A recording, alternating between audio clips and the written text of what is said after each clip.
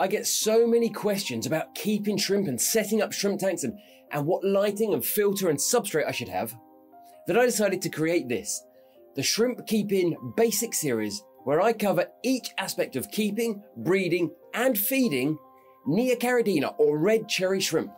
And this is video number 1, tanks. Hello friends, welcome back to the channel. If you're new here, my name is Richard and I'm the author of the Neocaridina Shrimp Handbook. So in today's video, video number 1, I want to talk about tanks. What size tank should you keep your shrimp in? And this is probably one of the questions that I get asked most frequently. And here's the TLDR of this entire video. The tank size doesn't matter. What matters is your ability to manage the water parameters. And if you're new to shrimp keeping, what do I mean by water parameters? Well, there are literally hundreds and hundreds of different aspects of our shrimp tanks, our shrimp tank water that we can measure. And these are known as the parameters. But most of us essentially focus on the pH, the temperature, the KH and GH, or carbonate hardness and general hardness, and the levels of ammonia, nitrites, and nitrates.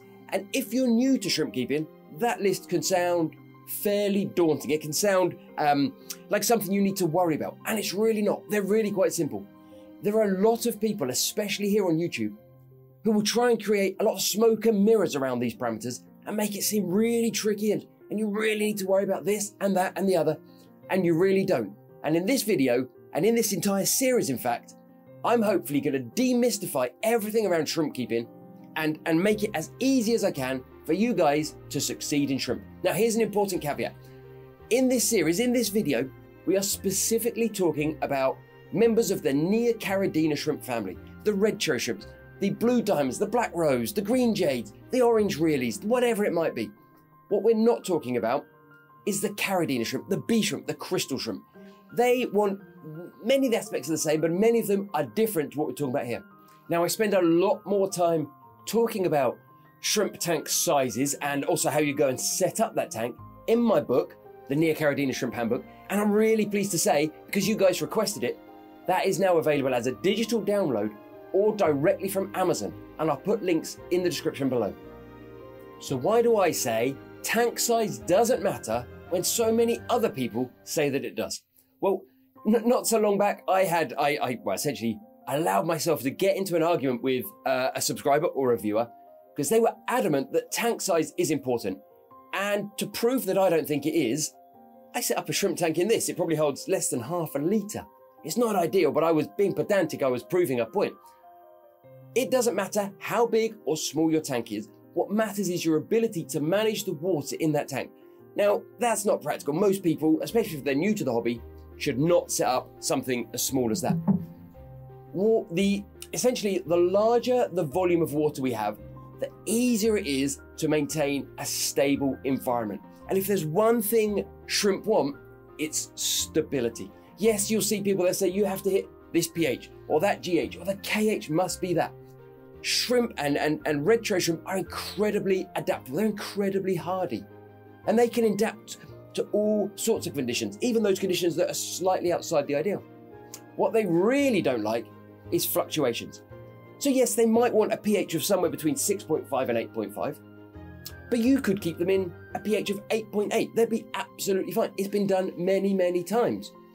What you wouldn't want to do is keep them in water that was 8.8 today, and then in a few days has dropped to 8.0, and then maybe it's gone back up to 8.4. And then you do a big water change with RO water, and it's come down to 7.6. And then you add some crushed coral, and a few weeks later, before you know, it's back up to 8.2. That constant fluctuation really is the opposite of what your shrimp want. And essentially, the larger the volume of water we have, the easier it is to maintain that stability. Now, here's a good example. If I had a shrimp tank in there, and I put one single drop of bleach into that tank without any dechlorinator, everything in there would probably die. If I took that same single drop of bleach and dropped it into an 800-gallon tank, the chances are nobody would even notice. Everybody would carry on with their day quite happily. Not that I recommend putting bleach in your tanks, but it's a great example. Another way to look at it is temperature. For most of us, our houses are warm during the day and then they cool down at night. in my lounge, I have a 155 gallon tank with a single giant gourami living in it. And the water temperature in that tank barely fluctuates. If the heater were to pack up, it would be several days before the temperature dropped to the point where we even noticed. In something like this tiny bowl here, which again, I put together just because I like to argue with people on the internet who say, you can't keep shrimp in a bowl. If that weren't in my fish room where the temperature in the air is stable, if that were in my house, the temperature during the day would rise, and then in the evening it would fall, and the next day it would rise, and the next day it would fall. And that would be detrimental to the health of those shrimp. They would really hate for that temperature to be fluctuating all the time. So the larger volume of water we have, the easier it is to maintain that stability. The same is also true when our fish or our shrimp go to the bathroom. Their waste is high in ammonia, and ammonia is really, really toxic to aquatic life. And yes, our filters deal with that ammonia and they convert it from ammonia to the less toxic nitrite and the less toxic still nitrate. But the larger volume of water we're keeping our fish or shrimp in, the longer it takes for the ammonia to build up to a point where it's toxic. Again, if I were to put 6 guppies in that bowl, the level of ammonia when those 6 guppies go to the bathroom would quickly rise. Now this morning I dropped these 5 yellow male guppies into this tank just to get some ammonia in there, to get that filter up and running. And because that's 20 odd gallons and there's only 5 male guppies, and I'll feed cautiously, the ammonia levels won't rise hardly at all in that tank. So essentially, coming back to the point, the larger the volume of water, the larger the tank, the easier it is to maintain the stability of the water. And when you're new to shrimp keeping, you really want time on your side. You don't want to be making mistakes that kill your shrimp overnight. If you were to start off with 10 cherry shrimp in that bowl and you've never kept fish or shrimp before, the chances are while you're learning your new hobby, while you're cutting your teeth, you may well lose those shrimp, and that'd be a real shame. If you took the same 20 shrimp and put them in a 20 gallon, you've got time on your side. You can make those mistakes, and you will make the mistakes. But you can make those mistakes, and because time is on your side, you will hopefully correct them before you lose your shrimp. So what size tank should you go for? Well, essentially it boils down to how much space can you offer and how much money do you want to spend? Now, if this was the entire space you had for keeping your shrimp, you could put a 10 gallon in there, you could put a 20 gallon, you could put a 7 gallon in there. You'd be absolutely fine. You obviously couldn't put 180 gallon in there. So the amount of space you have available for your new shrimp tank essentially dictates what size tank you can have. The other thing that dictates is how much you're prepared to spend. If you're the kind of person that says, when I'm in the hobby, when I'm new, I'll chuck $1,000 in the pot, I don't care, then sure, if money and space are not really a problem, then get yourself a huge 150, 180 gallon tank, and that will be so much better than a 7 gallon tank.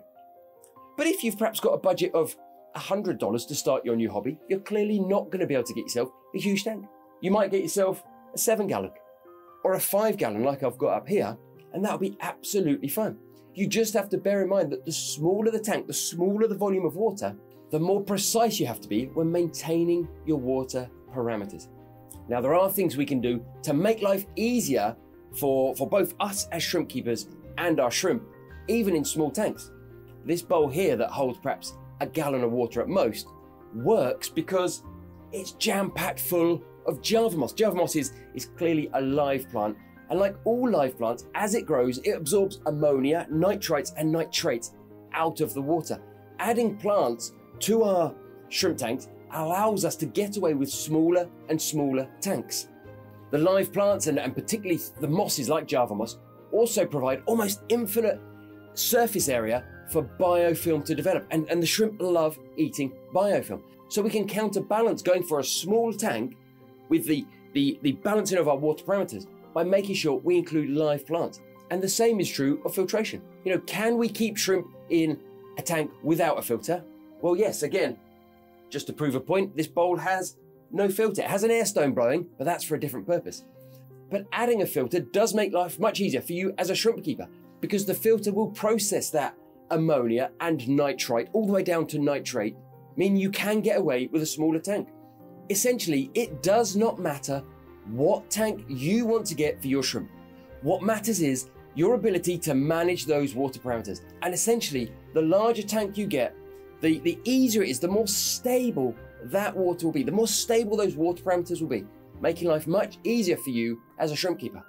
Now, once we've decided on which tank we are going to go for and what size tank we fancy, the next thing to decide is what substrate and what decorations, what rocks, etc. we're going to put in that tank. And I cover that in this video here. Thanks for watching.